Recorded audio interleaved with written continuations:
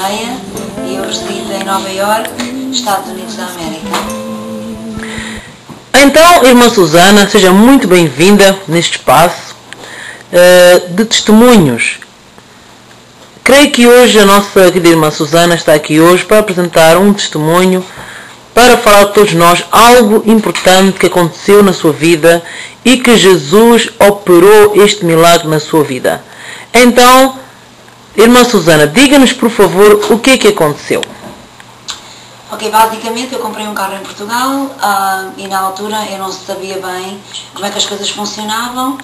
Comprei o carro e o senhor a quem eu comprei o carro, o stand onde eu comprei o carro, então concordou em fazer ele registar o carro.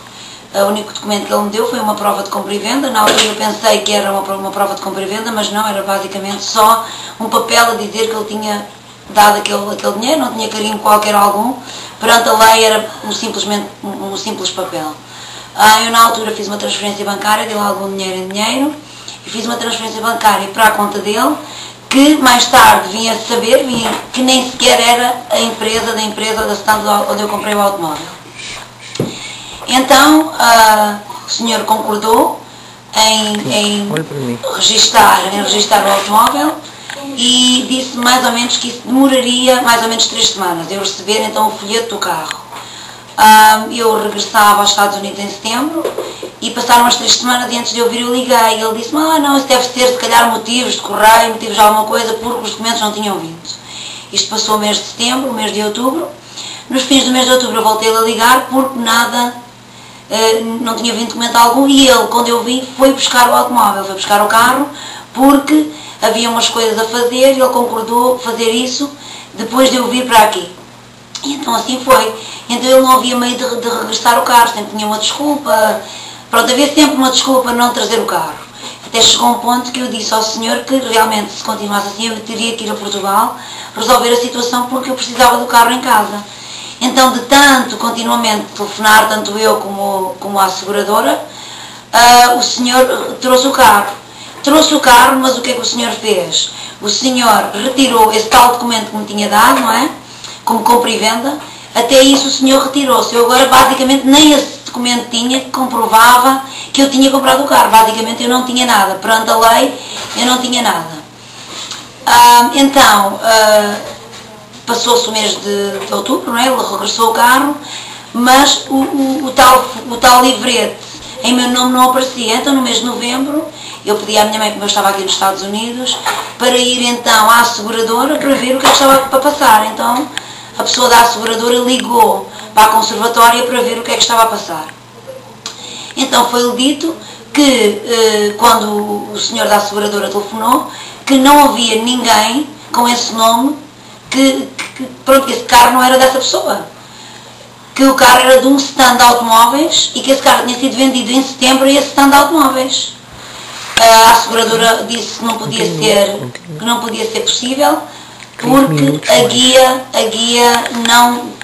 aparecia no nome de outra pessoa. Então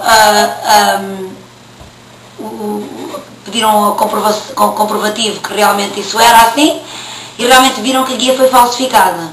Então eu resolvi ir a Portugal a resolver esse assunto, porque passou todos esses meses e o assunto não estava resolvido. Nem que eu quisesse pôr esse senhor em tribunal, eu não tinha comprovante qualquer que pudesse fazer. Então, na verdade, é uma situação um tanto delicada e grave, não é? Muito grave, porque perante a lei eu não podia fazer nada. Porque eu não tinha comprovativo qualquer que pudesse incriminar este senhor. Então isso faria com que eu acabasse por ficar sem o meu dinheiro e sem o carro, sem nada, não é? Porque eu tinha o carro em meu poder, mas se por acaso a guarda aparecesse que queria o carro não era meu, porque o carro estava registrado em nome de outra pessoa e essa tal outra pessoa tinha os documentos todos do carro. Que poderia demonstrar que você estaria a agir num ato de má fé em relação tanto à lei,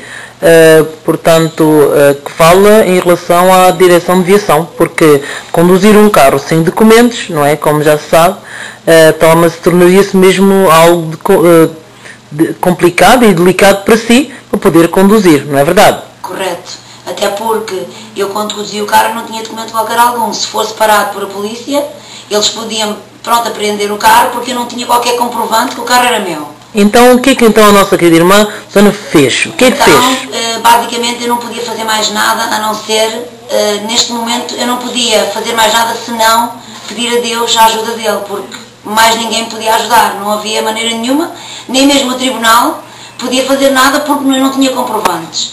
Então eu sabia que o meu Deus era um Deus fiel, tenho vários testemunhos na minha vida disso, não é?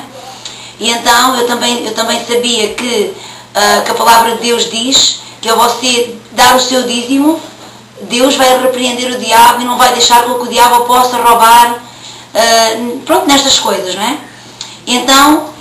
Desculpem, minha irmã Susana, mas como sabe, muitas pessoas que estão a assistir, portanto, e que estão a ouvir este testemunho e que talvez estejam a ouvir pela primeira vez a palavra dízimos. Então, poderia nos ajudar a esclarecer, portanto, aos caros ouvintes e telespectadores que explicassem então o que é os dízimos, o que é isto de dízimos? Dízimos é você dá a Deus 10% do seu salário, 10% de todos os seus rendimentos. E eu, como tinha tido, pronto, há uns anos atrás, quando eu entrei para a Igreja Maná, Deus pôs no meu coração, basicamente eu fazia um bocadinho de confusão a esse dízimo. Então eu tive um grande testemunho na minha vida em que eu pus Deus à prova e realmente Deus multiplicou, uma vez que eu dei o meu dízimo, Ele realmente multiplicou. E a partir desse dia eu sempre fui dizimista. E mais uma vez, aqui neste caso, eu vi isso. E então eu falei com Deus, eu orei, eu falei com Deus, porque eu sabia que só Deus me podia socorrer e só Ele me podia livrar desta situação, mais ninguém.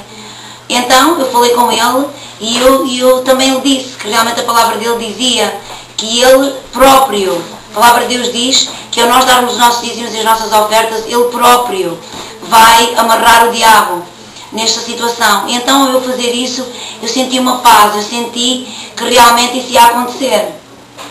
Então depois de eu orar, eu tinha que viajar a Portugal, não é, para resolver esta situação, porque eu agora tinha que pôr o carro em meu nome. E realmente era uma situação complicada, porque tive desde agosto até agora, estávamos no mês agora de fevereiro, e a situação não estava resolvida. Eu ia ir a Portugal basicamente 10 dias, e então tinha que resolver nestes 10 dias uma situação que demorou meses sem se resolver. Então,